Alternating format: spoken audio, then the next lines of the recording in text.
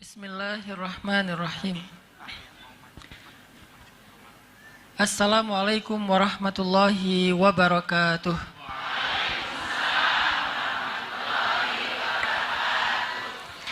Alhamdulillahi rabbil alamin. Alhamdulillahilladzi bi ni'matihi tatimmus shalihat wa bi fadlihi tatanazzalul khairat wal barakat wa bi taufiqihi tatahaqqaqul maqasid wal ghayat. Asyhadu an la ilaha illallah wahdahu la syarikalah wa asyhadu anna Muhammadan abduhu wa rasuluhu la nabiyya ba'dah. Allahumma salli wa sallim wa barik ala sayyidina wa habibina wa nabiyyina Muhammad wa ala alihi wa ashabihi ajma'in. Rabbi syrah li sadri wa yassir li amri wahlul 'uqdatan min lisani yafqahu qawli. Yang kita muliakan dan kita hormati ibunda kita, Bunda Sinta Chandra Sakura. Yang mana ya? Oh, ada di ya. Oh, atas ya, masih ada tamu. Kemudian Bapak Fauzi Yunianto, owner dari Brownies Cinta. Kemudian Ibunda Sari, owner dari Hotel Taman Sari ini. Terima kasih, semoga setiap kebaikan yang kita dapetin sore hari ini akan mengalir pahala kepada setiap fasilitator kita. Ada juga di sini sahabat saya Ustadz Irfan dari Solo, dari Wonosobo, yang sengaja datang untuk silaturahim, dan khususnya kepada seluruh peserta kajian muslimah Majelis Taklim Azkadina. Ya, Masya Allah. Semoga spirit perempuan, spirit ibu-ibu, spirit cewek-cewek. Kalau di NU itu ada muslimah, ada fatayat. Kalau bahasa saya ibu-ibu dan cewek-cewek. Karena cewek itu masih muda. Kalau ibu-ibu sudah dewasa, bukan tua, dewasa.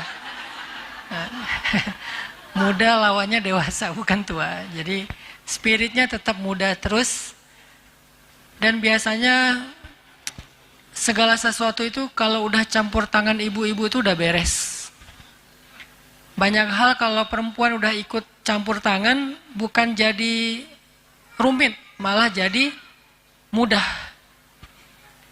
Dan memang perempuan itu lebih kuat daripada laki-laki. Laki-laki itu kalau disuruh ngasuh anak sejam aja, itu udah ngeluh ya. Dia ngomongnya saya capek kerja segala macam. Seolah-olah pekerjaannya di luar rumah itu lebih berat daripada tugas istri di rumah. Coba suruh balik. Perempuan sanggup kok kerja seharian di luar rumah. Tapi laki-laki nggak sanggup ngasuh anak walaupun cuman setengah hari di rumah. Pasti ngeluh tuh. Suruh gendong anak tuh. Gendong pakai 2 tangan, padahal tenaganya lebih kuat daripada perempuan. Tapi dia ngeluh. Sementara perempuan menggendongnya di dalam rahim sampai nyesek, sampai susah berdiri, sakit tulang punggung, susah duduk, susah tidur, susah berbaring. Tapi alhamdulillah anaknya banyak ya. Nggak pernah kapok. Anak 1 trauma, akhirnya nggak mau hamil lagi. Enggak tuh. Ini menunjukkan bahwa perempuan itu emang kayaknya lebih kuat daripada laki-laki. Kuat apanya? Bukan kuat fisiknya. Kalau fisiknya memang fitrahnya laki-laki lebih kuat daripada perempuan. Tapi apa yang menjadikan perempuan lebih tangguh daripada laki-laki? Kuat cintanya. Cintanya sangat besar. Sehingga ketika kita bicara tentang keluarga yang penuh cinta, maka orang yang pertama yang harus kita ajak bicara itu adalah perempuan. Laki-laki nggak punya rahim, betul ya? Kan nggak ada laki-laki yang punya rahim. Yang punya rahim itu perempuan. Rahim itu bahasa Arab yang dipakai sama orang Indonesia. Dari kata rahmah. Rahmah itu artinya kasih sayang. Rahim artinya yang memiliki banyak kasih sayang. Kenapa kok kata rahim ini disematkan kepada perempuan? Karena memang yang punya kasih sayang yang besar itu adalah perempuan. Ibu, istri, guru. Guru itu kalau ustazah atau guru yang perempuan itu emang menangani murid atau santrinya beda sama guru yang laki-laki. Dia mungkin tidak mengajarkan wawasan, dia nggak ngajarin teori, dia nggak ngajarin rumus, tapi ada satu hal yang dia ajarkan lebih daripada ustadz ataupun guru-guru laki-laki. Dia mengajarkan cinta. Itu juga yang menjadikan seorang ibu lebih berkesan di hati seorang anak daripada ayahnya, walaupun dua-duanya orang yang istimewa bagi anak. Tapi kenapa ibu ini berkesan sekali? Kalau udah ngomongin tentang ibu, semua orang itu terharu. Kalau udah mendoakan ibu, semua orang berkaca-kaca matanya. Kenapa? Karena dia punya sesuatu yang luar biasa yang Allah titipkan melalui dia, yaitu cinta. Sehingga kalau misalnya kita mau bicara tentang rumah tangga yang penuh rasa cinta, maka orang yang paling mampu membangun rumah tangga seperti itu adalah perempuan. Orang yang paling mampu mewujudkan rumah tangga yang penuh cinta itu nomor satu adalah perempuan. Laki-laki itu punya cinta, tetapi rasa tanggung jawabnya yang lebih besar. Kadang dengan tanggung jawab yang besar itu dia tidak mampu memberikan cinta yang besar, kecuali cinta dalam diam. Tapi cinta dalam bentuk kasih sayang, dia tidak bisa memberikan yang besar karena tanggung jawabnya banyak. Laki-laki itu tanggung jawabnya bukan cuma keluarga, Bu. Kalau ada laki-laki yang hidupnya hanya untuk memenuhi kebutuhan keluarga, itu laki-laki sayang banget mubazir. Karena laki-laki itu fitrahnya dia adalah rijal. Rijal itu kesatria, punya tanggung jawab umat selain tanggung jawab keluarga.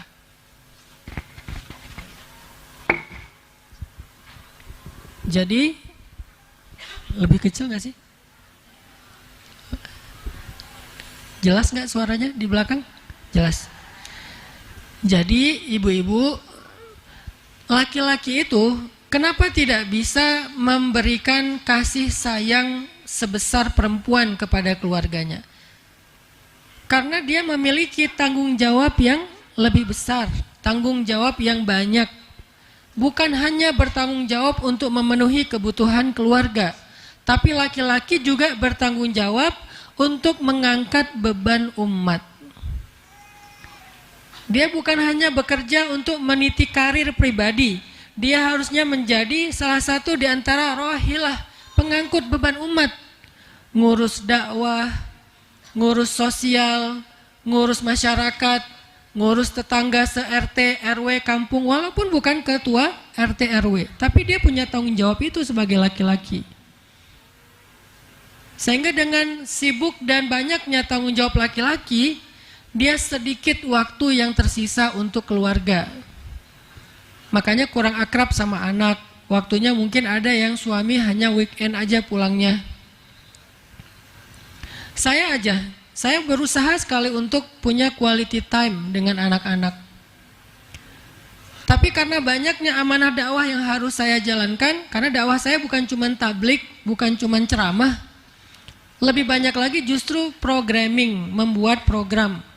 Meeting sana, meeting sini, evaluasi yang ini, monitoring yang itu, cek program yang di sini dan seterusnya, sehingga waktu untuk keluarga itu sedikit. Kayak pekan ini saya udah keluar dari sejak Kamis pagi. Kemana? Ke Jakarta. Saya tinggal di Bandung, Bu. Dari Bandung saya ke Jakarta karena ada pertemuan dengan beberapa tokoh di Jakarta. Hari Kamis itu ada 3 pertemuan. Dari mulai siang, asar, isya. Bukan ceramah, meeting, bikin program. Beres malam sampai ke tempat nginep di Jakarta jam 11 malam. Subuh-subuh langsung ke Semarang, terbang dari Jakarta. Di Semarang pagi-pagi ke dalamnya Habib Umar Al-Mutahhar. Kemudian habis Jumatan ke Habib Muhammad Al-Mutahhar. Kemudian malamnya maghribnya ke Gus Riyad Ahmad. Dan terus sampai hari ini, artinya memang tanggung jawab di luar rumah itu banyak. Sehingga sesekali saya ada di rumah, saya biasanya nemenin anak laki-laki saya yang mau berangkat ke sekolah mandi. Kemudian makan, saya temenin di meja makan sambil ngobrol. Walaupun saya punya driver, kalau saya lagi di Bandung, saya nyetir berangkat sekolah, saya anterin ke sekolah. Tapi nggak sering kayak gitu, paling seminggu sekali. Karena lebih banyaknya amanah-amanah yang lain. Lalu siapa yang bisa memenuhi kebutuhan keluarga ketika seorang laki-laki tidak mampu memenuhinya? Perempuan. Siapa yang bisa mengisi ruang-ruang kosong di dalam relung hati anak-anak ketika dia merasakan kekosongan dari ayahnya? Perempuan, ibunya. Makanya perempuan ini adalah tonggaknya keluarga. Jadi kalau mau melihat peradaban satu umat, pertama lihatlah keluarga mereka. Jadi bukan masyarakat. Masyarakat itu adalah kolektifnya keluarga. Masyarakat terkecil dalam satu peradaban itu namanya al-usrah atau keluarga. Itu masyarakat terkecil dalam satu peradaban. Sehingga kalau kita mau melihat peradaban secara utuh atau masyarakat secara utuh, maka lihatlah bagaimana keadaan keluarga mereka.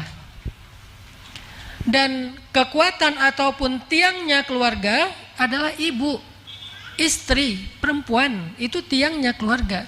Sehingga kalau perempuan ini lebih sibuk tiktokan, kalau perempuan ini lebih concern tentang skincare, dia update banget gitu info tentang skincare yang terbaru ya. Salah nggak? Nggak salah. Tapi sekonsen itu nggak dia tentang kebutuhan keluarga yang lainnya. Pendidikan anak, kasih sayang kepada suami. Tapi kan Ustaz, skincare bagian dari kasih sayang ke suami. Bagus kalau niatnya ke sana. Tapi jujur nggak, kalau setiap suami mau pulang kita dandan dulu. Dandan kok Ustaz? Pakai apa? Daster? Lebih dandan mana kita ketika mau ketemu suami sama pengen keluar rumah? Kalau mau jujur, lebih dandan keluar rumah. Lebih atraktif mana kita fit call sama suami atau di depan kamera TikTok? Pernah nggak kita ngirim foto kita yang udah dikasih banyak filter ke suami? Udah diedit matanya segala macam, filter sampai berlapis-lapis. Sampai pas dilihat sama suami, mah ini avatar siapa? Udah bukan lagi kita, udah jadi avatar. Karena pakai AI, pakai teknologi filter, diedit sana sini, kirim ke suami. Seperti orang ngirim fotonya dan diposting di sosmed. Jadi kalau perempuan, kalau istri, kalau ibu lebih sibuk dengan dunia sosmed, dunia maya daripada keluarganya, berarti tiangnya ini bengkok. Atau tiangnya ini rapuh. Atau tiangnya ini tidak tegak berdiri untuk menopang keluarganya. Karena dia lebih sibuk dengan di luar rumahnya daripada di dalam rumahnya. Memang dia fisiknya ada di rumah, tetapi sinyalnya keluar. Ada di grup aja di handphone sampai 20. Kebayang gak sibuknya setiap hari dengan grup yang 20? Di Telegram ada 10, di WA ada 20, udah gitu di grup semuanya aktif. Setiap detik bunyi ting ting ting ting ting ting terus saja. Saking banyaknya chat di grup. Belum lagi nanti yang baper-baperan. Chat nggak di replay, nggak rame, akhirnya baper, left group. Live dari luar tapi masih kepo. Di grup lagi ngomongin apa sih? Padahal tadi dia yang live, tapi masih kepo. Udah gitu, ya udah kita bikin grup baru aja yuk. Bikin grup baru. Tadinya grupnya 10 orang, akhirnya jadi 2 grup, 5-5. Pecah lagi jadi 4 grup, 2-2. Pecah lagi jadi 10 grup. Dia admin, dia member. Apa yang ingin saya sampaikan? Itulah kesibukan perempuan hari ini. Itulah kesibukan perempuan hari ini. Sibuk dengan grup, sibuk dengan TikTok, sibuk dengan IG, sibuk dengan skincare. Walaupun semua kesibukan itu adalah hukumnya mubah, boleh, nggak ada yang larang. Itu karena semuanya bagian dari muamalat. Muamalat itu hukum dasarnya ibahah, boleh-boleh aja. Tapi begitu yang mubah ini justru lebih banyak mudaratnya, akhirnya anaknya jarang dipegang, jarang diajak ngobrol, jarang ditatap matanya ketika bicara karena menatap handphone, maka yang mubah ini menjadi makruh. Bahkan cenderung ketika dia justru memunculkan mudarat yang lebih, membuka aurat, joget di depan kamera, jadi ikut-ikutan pargoy, ikut war ticket, nggak dapat Coldplay, beli yang Aldi Taher. Maka mudaratnya lebih besar. Itulah kenapa banyak keluarga akhirnya generasi yang lahir dari keluarga itu lemah. Padahal ibu, keluarga itu madrasah pertamanya para generasi loh. Keluarga itu madrasah pertama. Kita kadang nyalahin sekolah nih kurikulum nggak benar, nyalahin Kementerian Pendidikan, bla bla bla, ribut aja di sosmed. Padahal sekolah yang paling utama bagi anak itu bukan di madrasah di luar, madrasah di rumah, itulah sekolah. Kita mungkin nggak bikin homeschooling. Kalau anak saya 2 homeschooling. Yang satu SMP, tahun ini mau masuk SMA, yang satu lagi SMA. Yang mau masuk SMA, tahun ini SMP kelas 3, berarti dia masuk kelas 1 SMA tahun ini. Karena saya bingung sekolahnya yang sesuai dengan minat dia, akhirnya saya bikin sekolah. Namanya 20 Mind Sociopreneur High School. Saya bikin sekolah social entrepreneur. Kenapa namanya 20 Mind? Karena targetnya success before 20. Dia bisa jadi CEO, jadi pengusaha yang hafiz Al-Quran sebelum usia 20 tahun. Dan itu bisa, mudah. Jadi di sekolah kita itu, kita seleksi yang anak-anaknya jiwanya itu out of the box. Nggak mau yang mainstream, nggak mau, pengennya yang aneh-aneh. Justru kita kumpulin banyak orang aneh, ngumpul nih orang aneh, jadilah sekolah aneh. Namanya sekolah 20 Mind, gratis. Pas anak saya TK mau masuk SD, bingung nih SD yang sesuai dengan ini idealisme saya apa? Bikinlah sekolah SD. Namanya Sekolah Rimba Indonesia. Kenapa saya bikin Sekolah Rimba Indonesia? Karena saya ngerasa sekolah anak SD itu bagusnya emang di alam. Kasihan dia kalau di dalam ruangan terus, capek, stres. Mending dia main aja. Dan main itu bagian dari pendidikan dia di fase itu. Karena saya si Bolang dari Aceh. Di depan rumah saya laut, di belakang rumah saya gunung, di antaranya sungai. Habis tuh alam kita explore, dan itulah pendidikan terbaik. Hasilnya apa? Mentality. Nggak gampang nyerah, nggak gampang baper, tangguh dalam menghadapi ujian masalah hidup. Kenapa? Karena hidupnya tadi dengan challenge yang ada di alam, explore. Mentalnya, karakternya, hard skillnya, life skillnya. Kita dari kecil itu udah manjat pohon kelapa, metik, karena pohon kelapa wakaf kalau di Aceh tuh banyak di pinggir pantai itu pohon kelapanya kebun wakaf, siapapun boleh ngambil. Kita panjat, metik, kupasnya pakai apa? Pakai gigi. Alhamdulillah sampai sekarang saya nggak pernah sakit gigi, nggak pernah. Saya nggak tahu rasanya sakit gigi itu gimana. Orang bilang sakit gigi Ustaz, sakit gigi. Alhamdulillah nggak pernah sakit gigi. Kenapa? Waktu kecil tuh permen kita itu daun sirih jajanannya. Sama mama dikunyah dulu sama emak saya, kunyah karena masih bayi, kunyah terus dikasih. Jadi selain daun sirih itu ada zat-zat yang sangat baik dari mulut ibu saya.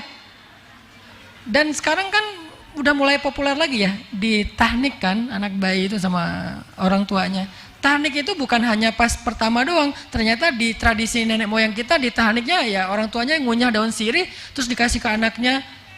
Terus pas udah agak lebih gede dikit saya makan sendiri daun sirih dengan pinang, karena di Aceh tuh banyak buah pinang ya, yang keras kan, pinang itu kan keras banget, kita gigit sehingga melatih otot-otot dan saraf di mulut kita. Wah pokoknya jajanannya kayak gitu aja, petik, ambil kayu, lempar mangga orang, nggak halal sih. Artinya saya ngerasa bahwa saya tuh puas banget masa kecilnya, saya bukan orang kaya. Justru karena saya orang miskin, nggak bisa sekolah yang di gedongan, akhirnya saya sekolahnya di alam. Tapi buat saya itu lebih beruntung. Jadi si bolang banget, berenang di laut. Laut Aceh itu kan samudra Hindia, ombaknya gede-gede. Adik saya hanyut, ditolong sama teman saya cuma bisa teriak-teriak aja di pantai. Adik saya. Akhirnya ditolong rame-rame. Pas udah gitu wah pokoknya pendidikan tentang pertolongan pertama itu kita udah dapat duluan. Wah, akhirnya keluar airnya, dia sadar saya di mana? Apakah saya pindah alam? Apa kamu? Ngapain kamu berenang ke sana? Tahu di situ ada palung, kan kita tahu titik-titik palung. Dia masuknya ke palung. Untungnya hanyut, bukan masuk ke dalam. Kalau masuk ke dalam bisa nggak ketolong. Terus saya ancam, pokoknya jangan bilang-bilang sama emak ya. Ya bang. Emak ketahuan dari tetangga. Malamnya dikumpulin kita, dosa besar ya kalian hari ini ya. Mak-mak orang Sumatera gitulah. Udah makan dulu, udah beres makan, nanti pokoknya nggak boleh tidur dulu. Mak mau dengar, kenapa tadi si adik tenggelam? Si abangnya kemana? Saya dipanggil si abang. Ya dia tenggelam, terus si abang kenapa nggak nolongin adiknya? Jadi pada saat tenggelam, mending salah satunya lah saya bilang. Mak mau kehilangan 2 anak. Pokoknya rame aja di rumah tuh. Walaupun kita suka rame, ngomongnya belak-belakan, namanya orang Sumatera, tapi nggak ada yang baperan, nggak hard feeling. Main sampai malam, sampai maghrib tuh. Biasanya pulang sekolah kan jam 1 siang pulang sekolah tuh. Lempar tas, buka baju, jadi kita langsung lari, nggak pakai baju, cuma pakai celana merah itu, celana SD. Main hujan segala macam, main cari kodok, lemparin temen, sampai bunyi kena badannya, gitu, kena kodok. Kalau udah maghrib nggak pulang, ibu datang bawa balok. Abang, kata ibu dari jauh, udah lupa di mana rumah? Ingat mak, ingat, gitu langsung balik. Kenapa kok bawa balok, kok ngeri banget? Nggak pernah kita dipukul, itu cuma gertak doang. Artinya saya pengen anak saya belajarnya kayak gini nih, belajarnya di alam, belajarnya bersama alam, mengikuti kurikulum alam. Apa kurikulum alam? Siklus. Akhirnya saya bikinlah sekolah rimba Indonesia, belajar dari alam, bukan belajar di alam, tapi dari alam. Karena kita belajar kurikulumnya alam. Gratis. Saya nggak mau bikin sekolah yang mahal-mahal. Bikin sekolah gratis.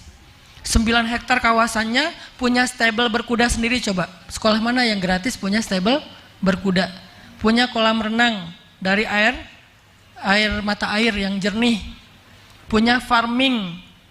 Punya program living with the nature, gratis. Mau dia kaya, mau dia miskin, pokoknya gratis. Kok bisa Ustaz bikin kayak gitu? Karena saya pengen bikin tren sekolah gratis. Terus kalau sekolah gratis di mana? Di Bandung, bukan di Aceh. Kalau sekolahnya gratis, gurunya gimana? Gurunya nggak ada yang di bawah UMR, di atas UMR.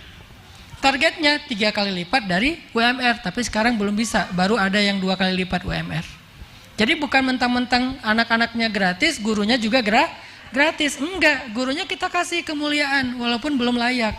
Karena di atas UMR buat saya belum layak, minimal 3 kali lipat UMR, baru layak. Artinya apa?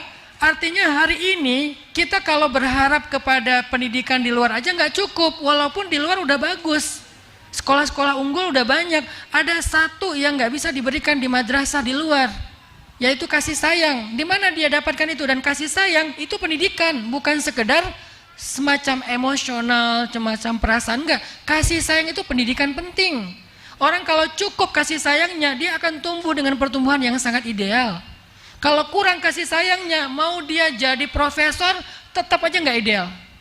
Mau wawasannya, teorinya, kejeniusannya di atas rata-rata, kalau kurang kasih sayang justru bahaya. Tapi kalau orang cukup kasih sayang, pertama untuk dirinya dia cukup, kedua muncul empati kepada orang lain. Karena dia tahu bahasa kasih sayang itu dia tahu. Sehingga muncul empati, muncul peduli, muncul care. Akhirnya dia jadi orang yang bermanfaat. Itu tuh bukan karena dia tahu teori, tapi dia ngerasain. Jadi sejak kapan untuk jadi orang bermanfaat itu harus punya gelar? Itu pendidikan sekuler itu.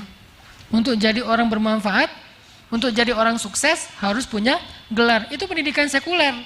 Tapi kalau gitu nggak penting gelar, penting. Tapi nggak ada yang lebih penting daripada kasih sayang yang membangun karakter dasarnya seseorang.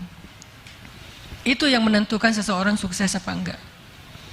Karena orang yang punya gelar tapi karakternya ngejengkelin, banyak orang yang nggak akan mau bekerja sama dengan dia. Dia akan jadi orang yang terasingkan, walaupun gelarnya tinggi. Karakternya nggak bagus, bikin orang ilfil.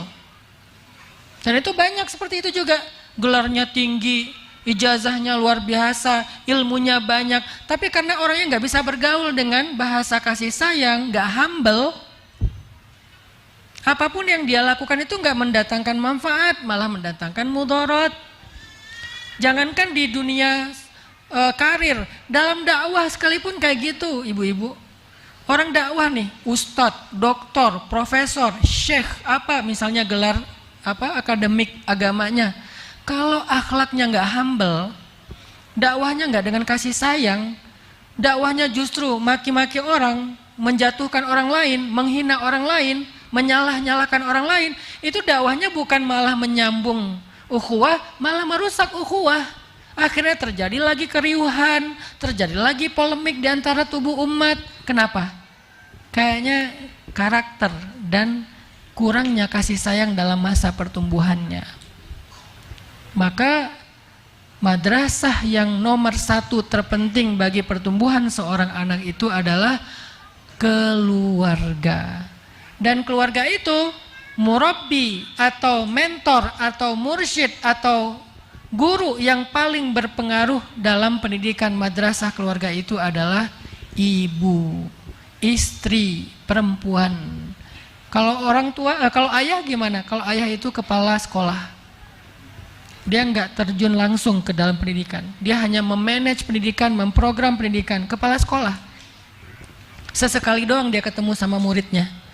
Tapi seringnya yang dailynya adalah ibu yang menjadi wali kelas guru bagi anak di dalam madrasah keluarga. Itulah kenapa ketika Allah mau ngasih kita contoh generasi yang baik, Allah nggak ngomongin sekolah, tapi Allah ngomongin keluarga. Siapa generasi terbaik itu? Sayyidah Maryam. Sayyidah Maryam itu seorang anak perempuan yang paling hebat, yang paling sempurna, yang pernah ada di muka bumi. 4 di antara perempuan sempurna. Ada Khadijah, ada Fatimah, ada Maryam, ada Asiyah. Ketika Allah bicara tentang pertumbuhan Maryam itu, Allah bicara apa? Allah bicara keluarga yang kita kenal dengan nama keluarga Imran. Jadi nama surat Ali Imran. Ternyata pertumbuhan Sayyidah Maryam itu karena dia tumbuh dari keluarga yang paling ideal, yaitu keluarga Imran. Fataqabbalaha rabbuha biqabulin hasanin wa ambataha nabatan hasana. Lalu Maryam tumbuh dengan pertumbuhan yang baik. Bagaimana Maryam tumbuh dengan pertumbuhan yang baik? Nomor 1, dia tumbuh dari keluarga yang baik. Keluarga Imran, ayah yang solih, ibu yang solihah. Kurang solihah apa istri Imran? Istri Imran itu adik kakak sama istri Nabi Zakaria. Kalau di kita itu kayak keluarga kiai. Kalau ini lebih tinggi, keluarga Nabi. Jadi terah keluarganya itu memang orang-orang baik semua. Sehingga istrinya Imran itu bisa dikatakan adalah iparnya Nabi Zakaria, karena adik kakak dengan istrinya Nabi Zakaria. Keluarga soleh-solehah semua. Atau kalau kita bicara tentang Nabiullah Ishak dan Nabiullah Ismail. Nabiullah Ishak dan Ismail adalah dua anak muda yang tumbuh dengan pertumbuhan yang sangat baik. Tahukah kita rahasianya apa? Keluarga. Keluarga siapa? Ala Ibrahim. Keluarga Ibrahim. Keluarga Ibrahim ini uniknya, Nabi Ibrahim meletakkan satu keluarganya di Palestina, satu keluarga lagi di Mekah, jauh. Dulu nggak ada pesawat, sehingga untuk bisa mengunjungi salah satunya butuh waktu berbulan-bulan. Yang uniknya, Nabiullah Ibrahim meletakkan keluarga Ismail, anaknya bersama ibunya di Mekah, yang dikunjungi setelah beberapa tahun sekali. Lama nggak dikunjungi. Tapi kok bisa ya Ismail menjadi anak yang keren banget? Sekeren apa coba? Ketika Ibrahim datang setelah Ismail sudah usia remaja, usia sekitar 14 tahun atau 12 tahun, udah baligh. Tiba-tiba Ibrahim dapat mimpi, dan mimpinya Nabi itu adalah wahyu. Kata Ibrahim, "Ya bunai, wahai anakku tersayang, inni ra'aitul fil manami anni azbahuk." Aku bermimpi bahwa aku menyembelihmu. Fanzur madza tara. Gimana pendapatmu wahai anakku tersayang? Artinya ayah dapat perintah dari Allah. Soalnya mimpi ayah itu wahyu, ayah nabi. Ayah dapat perintah dari Allah untuk menyembelihmu wahai Ismail. Gimana pendapatmu wahai anakku? Apa kata-kata Nabiullah Ismail? Wahai ayah, if'al ma tu'mar, satajiduni insya'allahu minas sabirin. Ya abati if'al. Wahai ayahku tersayang. Nggak bilang, oh jadi ayah tuh selama ini emang nggak suka ya sama aku ya. Drama ya. Nggak ada drama. Nggak ada dia curhat di sosmed. Aku nggak punya ayah. Statusnya di update. Aku kayaknya pergi aja deh, dunia itu udah gak asik. Enggak, dia curhat-curhat di sosmed. Dia bilang, ya abati, wahai ayahku tersayang. Mau disembelih masih bilang tersayang, coba. Padahal selama ini bertahun-tahun ayahnya gak ada di dekat dia. Sekali-kalinya datang mau nyembelih, tapi masih bilang, ya abati. Gak bilang, ayah tuh emang jahat banget ya, ninggalin saya, ninggalin ibu saya. Pokoknya saya nggak pernah menganggap lagi ada ayah. Saya nggak kenal sama Anda. Udah gitu datang setelah sekian tahun, sekarang mau nyembelih saya. Kok tega sih sama saya? Kok ayah, apalagi sih yang ayah pengenin dari kami? Nggak ada drama-drama Indosiar tuh nggak ada. Terus jawabannya apa? Ya abati, wahai ayahku tersayang. If'al ma tu'mar, lakukanlah perintah Allah. Ayah nggak usah khawatir, ayah jangan galau, itu perintah harus dilaksanakan. Satajiduni insya'allahu minas sabirin. Ayah nggak usah khawatirin aku. Ayah nggak usah pikirkan aku. Aku akan berusaha menjadi orang-orang yang sabar. Ayah jangan menentang Allah. Ayah jangan bermaksiat sama Allah. Ayah jangan abaikan perintah Allah. Lakukan, gak apa-apa, gak usah pikirin aku ayah. Pikirin aja perintah Allah, aku akan bersabar. Kok bisa anak kayak gini? Kok bisa ada anak umur 12 tahun udah bijak banget kayak Ismail? Kok bisa? Apakah itu hasil pendidikan ayahnya? Secara langsung enggak? Kalau secara enggak langsung ya, kalau secara langsung enggak, karena ditinggalkan sekian tahun. Dia adalah hasil pendidikan Hajar, ibunya yang solehah. Gak pernah Ismail dendam sama ayahnya. Kenapa? Karena ibunya kalau ngomongin tentang Ibrahim di depan Ismail selalu membicarakan yang baik-baik, dan emang baik. Jadi seringkali clash antara anak sama ayahnya itu provokatornya tuh ibunya. Kamu jangan sampai kayak bapak kamu ya. Nah itu tuh kalimat yang sering anak-anaknya tuh didoktrin, jangan kayak bapak, jangan kayak bapak, jangan kayak bapak. Akhirnya yang dia bayangin bapaknya tuh monster. Nanti bapaknya balas, Mbak, kamu nanti kalau udah gede yang benar ya jadi perempuan, jangan kayak ibu kamu. Kayak ibu, kayak ibu, kayak ibu, kayak ibu. Akhirnya ibunya menjadi perempuan yang mengerikan di benak anaknya. Ini kerjaan dua orang tua ini. Sedangkan Sayyidah Hajar kalau bicara tentang Ibrahim di depan Ismail pasti yang baik-baik. Ayah kamu itu seorang nabi, dia itu Khalilullah, dia itu kekasih Allah, dia itu taat banget, dia itu soleh banget, dia bertanggung jawab, dia nggak ninggalin kita nak, jangan pernah kamu berpikir ayah ninggalin kita, itu perintah Allah, ayah tuh nggak tega aslinya, tapi ayah itu harus menjalankan amanah dari Allah. Karena dia seorang nabi, diceritain, dibela Ibrahim di depan Ismail. Sehingga yang terbayang tentang sosok ayah bagi Ismail adalah ayah yang ideal.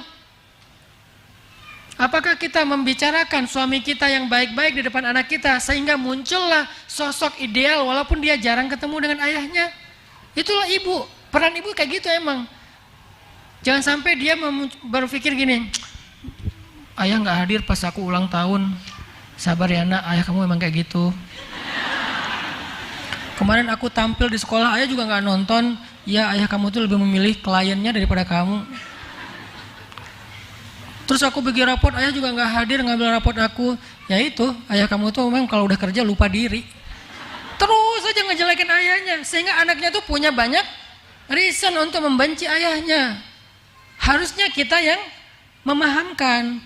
Ayah tuh pengen datang banget, ayah tuh kemarin cerita kok sama mama pengen datang banget tapi nggak bisa mengelak, ini ada pertemuan penting. Mama tahu kok gimana ayah sama kamu, dia perhatian kok, dia nanya kok kemarin gimana tampilan kamu. Ayah minta di videoin dan udah mama kirim ke ayah dan dia nonton, dia ketawa senang. Ceritain yang baik-baik tentang ayahnya. Kalau dia nggak bisa hadir, maka hadirkan dalam rasa cinta. Itu peran perempuan yang penting banget tuh. Jangan kita baper kita dengan suami ditunjukin depan anak. Sebel kita kepada suami curhatnya ke anak. Mama kenapa nangis? Ya kenapa lagi, masa kamu nanya? Memang ada yang bikin mama nangis di dunia ini selain bapak kamu? Ini akhirnya dia benci banget sama bapaknya. Ya emang fitrah laki-laki itu tanggung jawabnya besar, jarang di rumah, banyak amanah, sehingga nggak banyak waktu seperti perempuan. Maka tugas perempuan nge-backupnya, setelah nge-backup menceritakan figur ayah yang ideal kepada anaknya. Insya Allah juga laki-laki nanti di bab saya ceramah depan bapak-bapak juga kayak gitu. Kalau ngomongin kepada anak perempuan tentang ibunya, bicara yang baik-baik. Supaya dia mengidolakan ibunya sebelum mengidolakan yang lain. Supaya ini mengidolakan ayahnya sebelum mengidolakan yang lain. Anak perempuan supaya menjadikan ayahnya first love-nya dia. Anak laki-laki supaya menjadikan ibunya first love-nya dia. Tapi kalau anak perempuan, siapa orang yang pertama menghancurkan hati kamu? Ayah. Anak laki-laki, kapan kamu pertama kecewa? Aku kecewa sama ibu.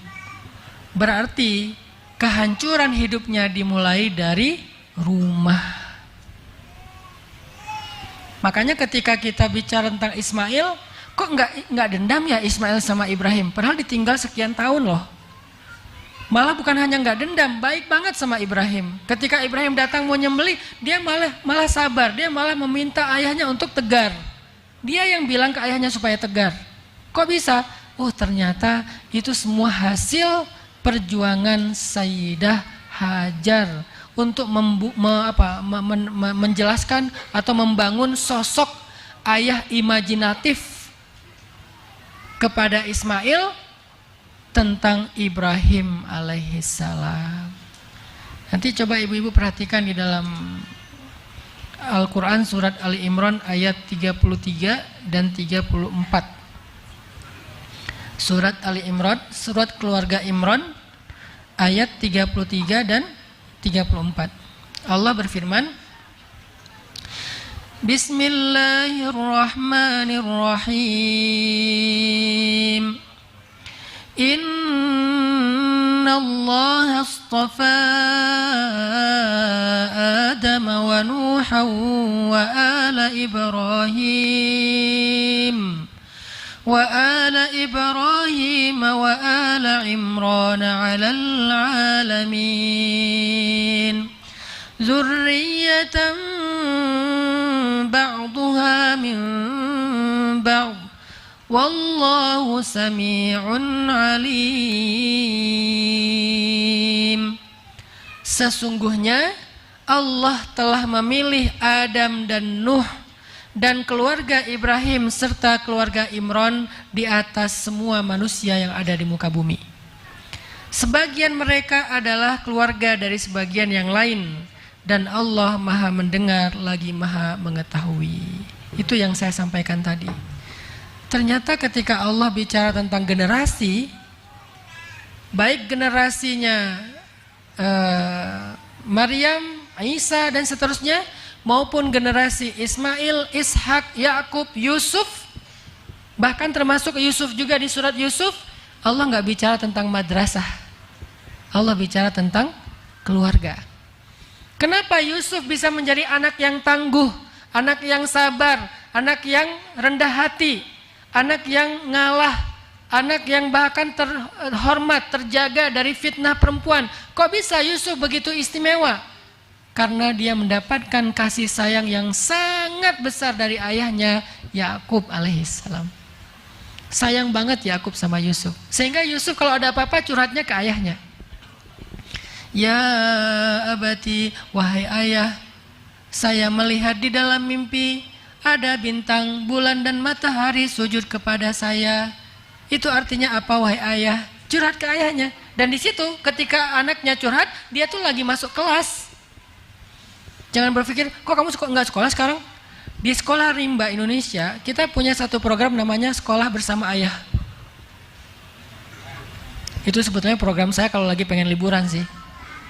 Sekolah bersama ayah. Nah, saya yang bikin sekolah ya, jadi gampang ngatur kurikulumnya.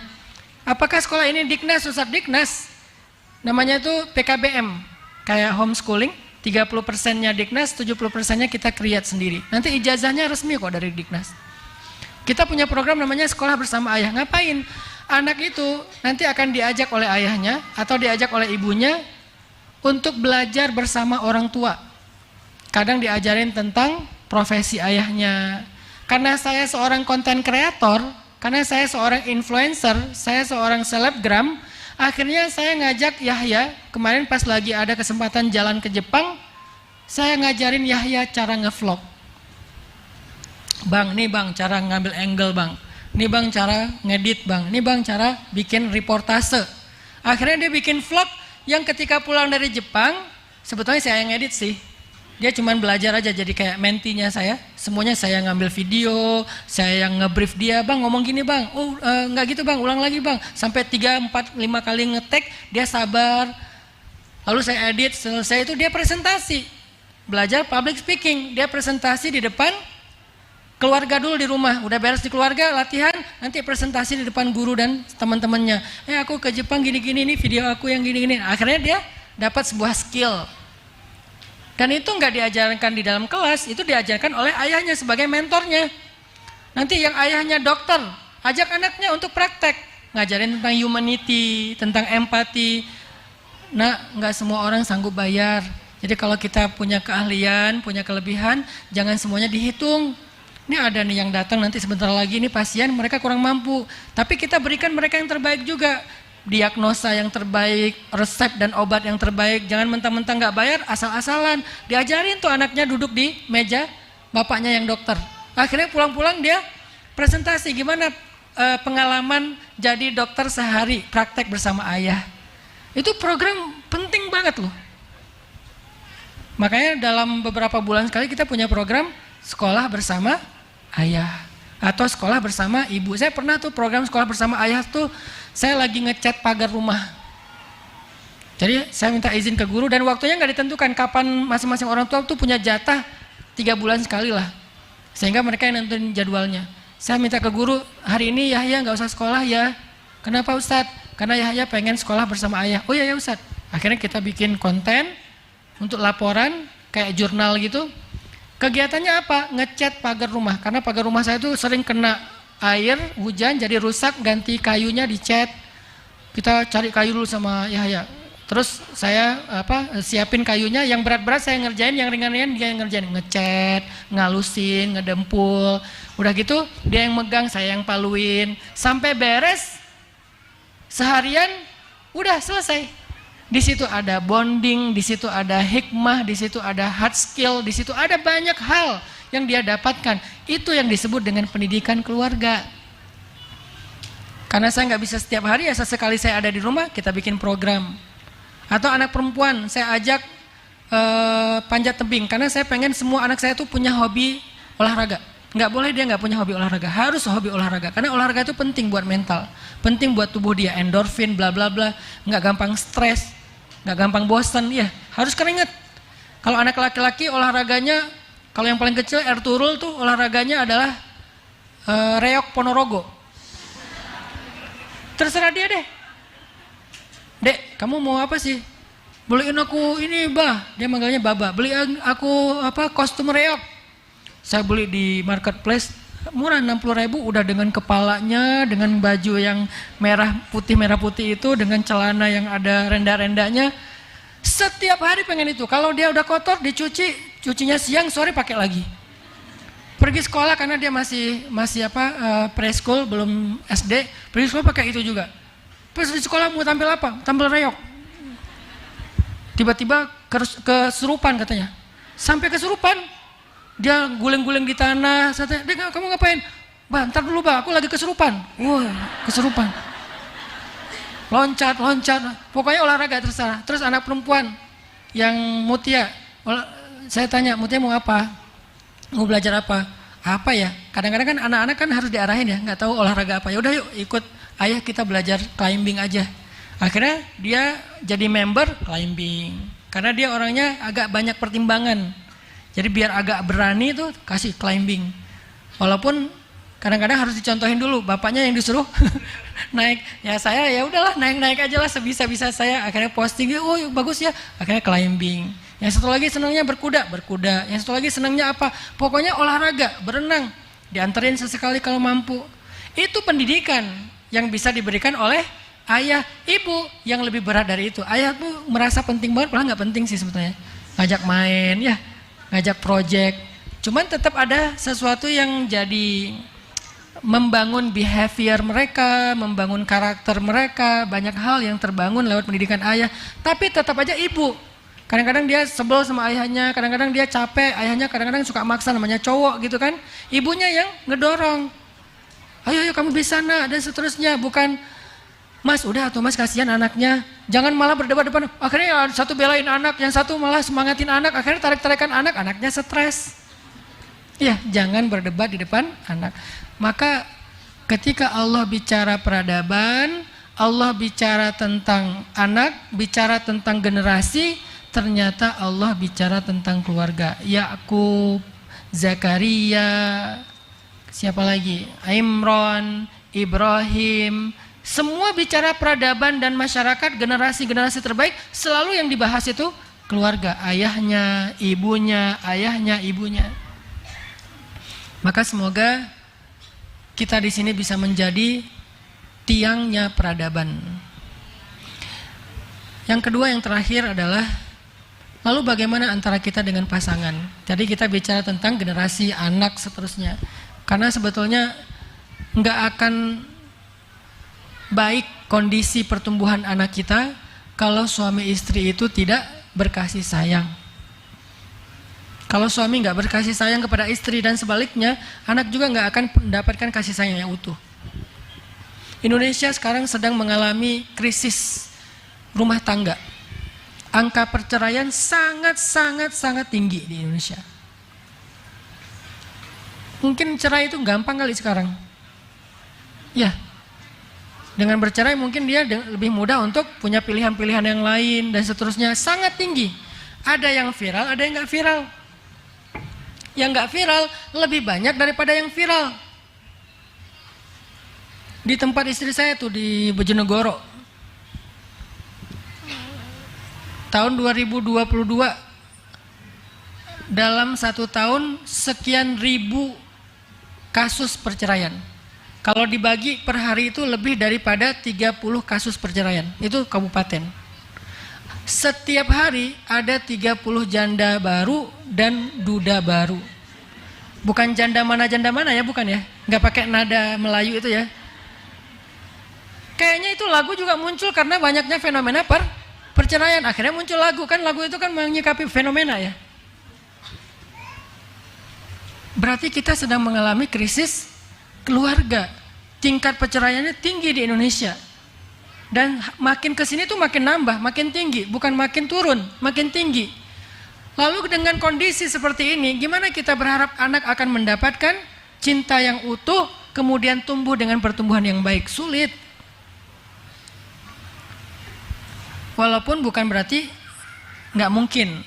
Kalau yang Allah takdirkan memang sudah mungkin jadi single parent, ayah atau ibu, la tayasu, jangan putus asa.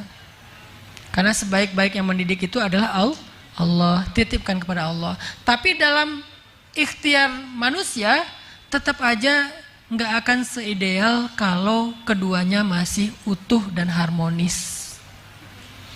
Maka salah satu yang harus jadi energi kita berkasih sayang kepada pasangan, lihat anak kita. Yang membuat kita tegar dan sabar ketika ada masalah dengan pasangan, lihat anak kita. Jangan cuma pertimbangan ego sendiri. Kalau ego sendiri, dikit ada masalah, udahlah kita jalan sendiri-sendiri aja. Aku unfollow ya. Suami istri unfollow. Kalau kita mempertimbangkan ego pribadi, tapi kalau kita ngelihat anak, kayaknya kita ya udah deh, ini bukan tentang saya, ini bukan demi saya, ini demi anak-anak. Lebih sabar, lebih tangguh, lebih tabah. Demi anak-anak. Nanti aja kalau saya mau benar-benar udah gak kuat lagi, tunggu anak-anak gede. Anak-anak gede, nikah, punya cucu. Ini mah demi cucu. Ya, karena biasanya kata orang, saya karena belum punya cucu, gak tahu benar apa enggak nih. Kata orang, lebih sayang cucu daripada anak. Benar gak Bu, ibu yang udah punya cucu? Katanya lebih sayang cucu daripada anak. Oh berarti ada lagi alasan kita bertahan, cucu. Saya nggak mau cepet-cepet anak nikah biar nggak jadi kakek. Kata Aisyah, "Bah, aku boleh nggak nikah habis lulus SMA?" Berarti tahun depan dong Kak. Jangan dong. Terus Bapak dipanggilnya apa dong? Abah. Abah Hanan gitu kan. Nggak mau Nanti aja kamu nikahnya umur 40 tahun. Itu bercandaan kami di rumah. Kita kan suka gojlok-gojlokan aja di rumah. Artinya harus cari alasan kenapa kita bertahan. Dan salah satu alasan itu anak. Kasihan loh anak-anak itu kalau orang tuanya terlalu egois mempertahankan nyaman dan gak nyamannya. Hidup kalau cari nyaman memang gak ada nyamannya. Emangnya setelah sendiri kita jadi lebih nyaman? Enggak juga. Tapi minimal kita gak disakiti Ustadz. Gak disakiti oleh dia, disakiti oleh yang lain.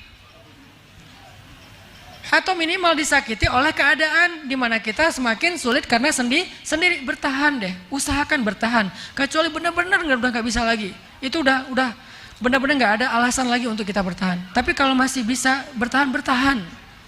Dan jangan berputus asa terhadap keajaiban. Bisa aja dia berubah kok. Bukankah hati manusia itu Allah yang bolak-balikkan? Berarti tirakatnya kuatin lagi, puasanya kencengin lagi, tahajudnya kencengin lagi, berangkat umroh. Saya tahun kemarin 2022 akhir sampai 2023 itu kayaknya rekor saya umroh paling sering, 2 bulan sekali umroh. Kenapa? Saya lagi punya hajat. Ustadz kok tega banget sih? Bukan itu hajatnya.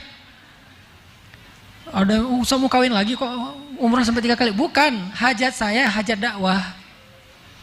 Saya merasa butuh lebih banyak support dakwah untuk anak muda. Butuh orang yang bisa membantu saya dalam dakwah dan menangani anak muda. Saya nggak doain yang lain-lain di dalam raudhah. Saya cuma doa ini. Ya Allah, beri saya petunjuk dalam dakwah. Pertemukan saya dengan orang soleh. Bulan Desember 2022 saya umroh, Februari saya umroh lagi, April kemarin Ramadan saya umroh lagi. Pulang dari umroh yang bolak-balik itu karena hajatnya adalah tirakatnya adalah pengen dapat solusi dalam dakwah. Akhirnya singkat cerita saya bertemu Yai Marzuki di Malang. Kemudian saya menjadi murid beliau. Kemudian saya bergabung dalam Madrasah Nahdlatul Ulama. Akhirnya Allah banyak mudahkan jalan-jalan dakwah. Itu hajatnya. Jadi kalau kita punya hajat jangan putus asa. tirakatnya kencengin. Kenapa kita berputus asa dari keajaiban yang ada di sisi Allah? Suami saya kayaknya Ustaz udah nggak mungkin lagi berubah. Emang suami kita Fir'aun?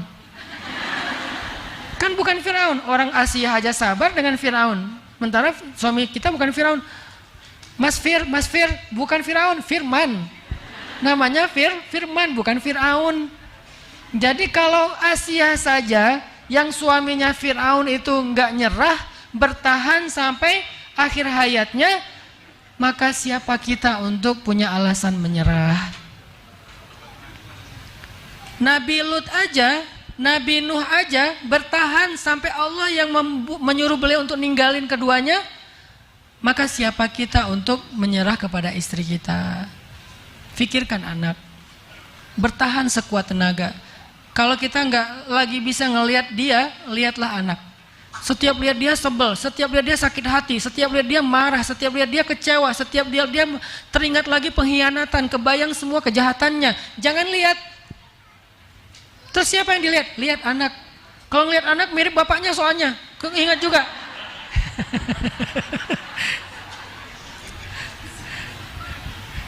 Ya. Pokoknya anaknya itu 11-12 sama bapaknya. Ya wajahnya, ya gayanya. Jadi sebel saya. Ya udah lihat anak yang nomor 2. Anak nomor 2 perempuan, mirip mantan bapaknya Ustadz. Wah, ini rumah tangga apa gitu kan? Kok berat sekali ujiannya. Lihat anak. Insya Allah kalau lihat anak kita lebih sabar, muncul lagi rasa sayang. Tapi jangan lihat anak selamanya ya. Ini hanya untuk sedikit menenangkan kita, menghealing hati kita. Nanti kalau udah reda, udah nyaman, kembali lagi melihat pasangan. Nah, jadi cara supaya kita berkasih sayang dengan pasangan, pertama lihat anak. Pertimbangkan anak, dan mereka harus jadi pertimbangan nomor 1 dalam hubungan kita. Kalau belum punya anak Ustadz, apa pertimbangan kita Ustadz? Bagaimana kita berkasih sayang dengan pasangan Ustadz? Berkasih sayanglah dengan fondasi iman, bukan emosi. Karena cinta bisa spiritnya iman, bisa spiritnya perasaan. Cinta itu kan sebuah perasaan ya. Bisa muncul karena ego atau emosional, bisa muncul karena iman. Dua-duanya cinta. Cinta karena iman, cinta karena emosi.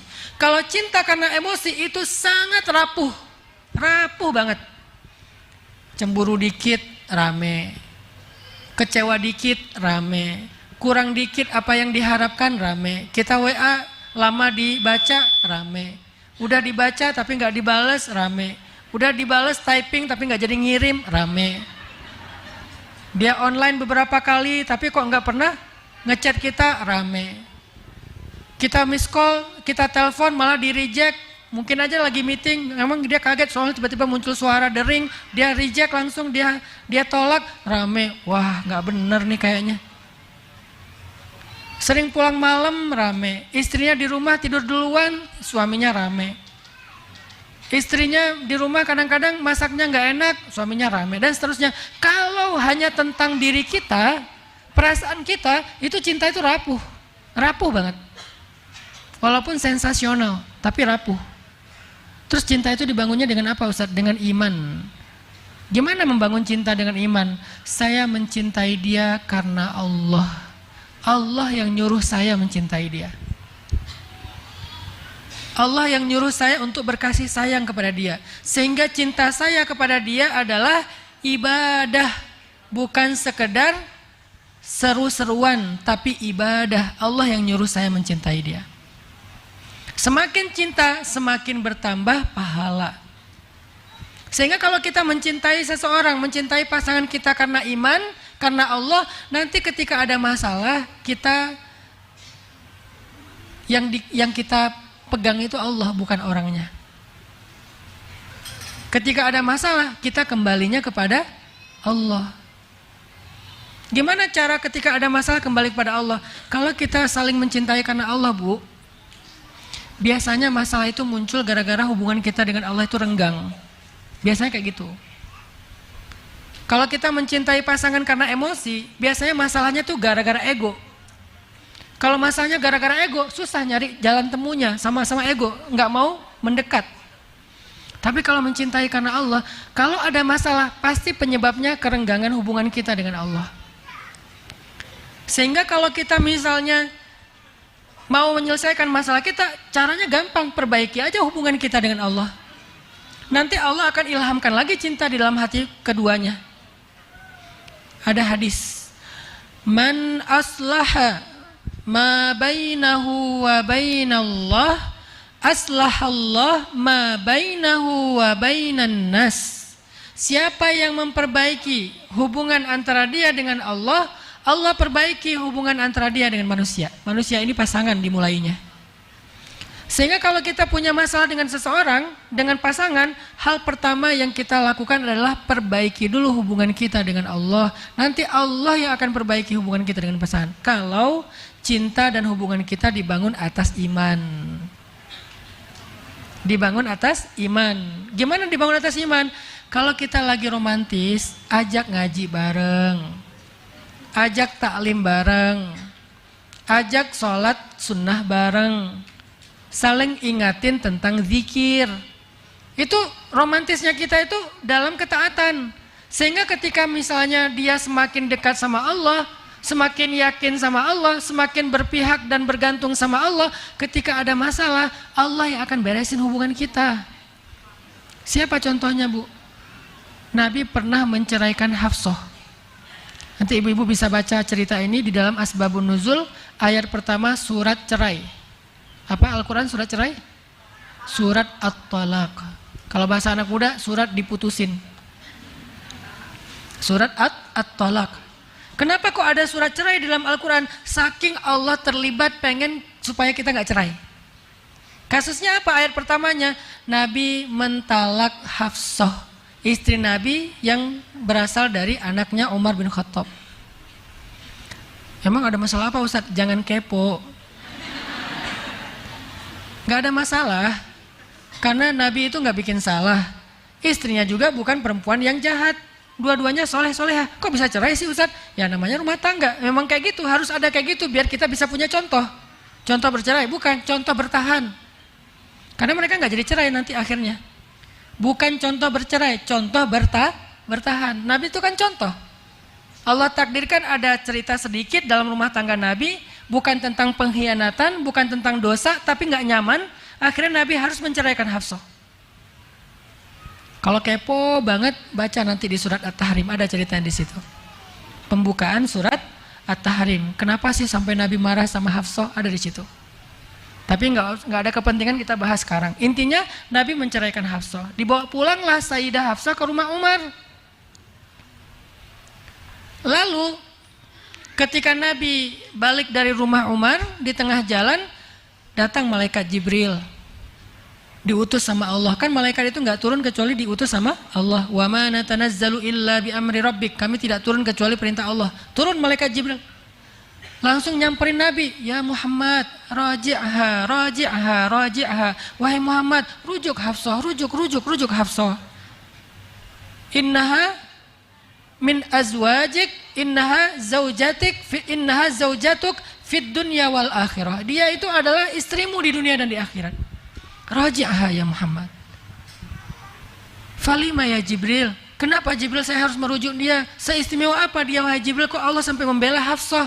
Bayangin, Nabi lagi ada masalah dengan Hafsah, dan Nabi itu kekasih Allah. Laki-laki yang paling istimewa, sempurna, Allah cinta banget sama beliau, sampai Allah menggandeng namanya dengan nama Nabi, La ilaha illallah Muhammadur Rasulullah. Allah berselawat kepada Nabi, malaikat berselawat kepada Nabi, tetapi kekasih Allah ini ketika punya masalah dengan istrinya, Allah membela istrinya.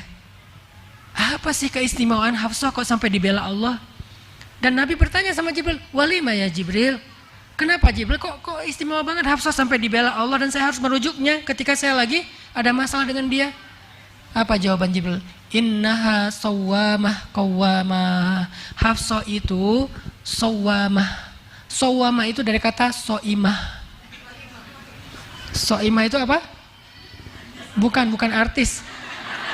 Soimah itu artinya perempuan yang puasa. Itu nama yang bagus tuh. Dia namanya siapa? Soimah Om. Nah, bagus tuh namanya. soimah. Ada yang lebih bagus, bukan soimah, dikasih tasydid, sawamah. Artinya apa? Rajin puasa. Kalau puasa sesekali namanya soimah. Kalau hampir setiap hari puasa namanya sawamah, rajin puasa. Berarti Sayyidah Hafsah itu sawamah, rajin banget puasa. Itu tirakatnya. Itu cinta yang dibangun dengan iman kepada Allah, ketaatan kepada Allah. Innaha sawamah qawwamah. Qawwamah dari kata qaimah. Qaimah itu artinya orang yang berdiri sholat malam. Kalau rajin sholat malam dikasih tasydid, bacanya jadi qawwamah. Berarti Sayyidah Hafsah rajin puasa di siang hari, rajin tahajud di malam hari.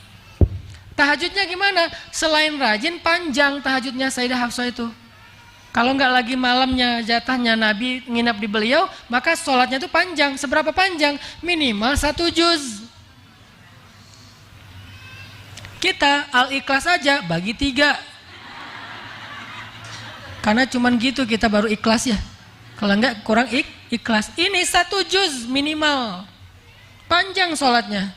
Kadang 2 rakaat, kadang 4 rakaat, kadang lebih dari 10 rakaat, kadang kurang dari 10 rakaat. Itu fleksibel. Yang penting bacaannya banyak, panjang. Kenapa? Karena betah berdiri dari tahajud. Ternyata setelah Sayyidah Hafsah tirakat sholat malam dan puasa di waktu siang hari, akhirnya saat ada masalah rumah tangga, Allah membela Hafsah dan mengislah di antara Hafsah dengan Rasulullah SAW. Jadi bangunlah rumah tangga kita dengan ketaatan. Bukan hanya it's my dream mas, not hers. Kapadokia it's my dream ya, bagus, nggak apa-apa jalan-jalan Kapadokia kek, atau mungkin jalan-jalan ke Gunung Kidul, silakan aja, bebas lah mau kemana aja ya. Tapi bukan itu fondasi romantisme kita, itu hanya hiburan. Jadi jangan membangun romantisme itu dengan kepuasan ego tadi, jalan-jalan, makan-makan, nonton bareng. Itu hiburan boleh, tapi bukan fondasinya. Fondasinya ketaatan. Sehingga kalau misalnya kita lagi nyaman dengan pasangan, ngajak taat, ngajak ngaji, ikut taklim bareng, dengerin tausiah, ilmu, sholat sunnah bareng, zikir bareng, kalau perlu tilawah bareng, satu membaca, satu menyimak. Fondasinya itu membangun rumah tangga yang romantis selain jalan-jalan. Mudah-mudahan 2 nasihat ini bisa menjadi penyemangat ibu-ibu untuk menjadi pejuang rumah tangga, menjadi tiang rumah tangga, menjadi murabbiyah bagi madrasah anak-anaknya di rumah, sehingga dari rumah tangga kita yang baik, insya Allah akan lahir peradaban Islam yang baik. Sekian yang bisa saya sampaikan, mohon maaf atas segala kekurangan. Billahi taufiq wal hidayah. Wassalamualaikum warahmatullahi wabarakatuh.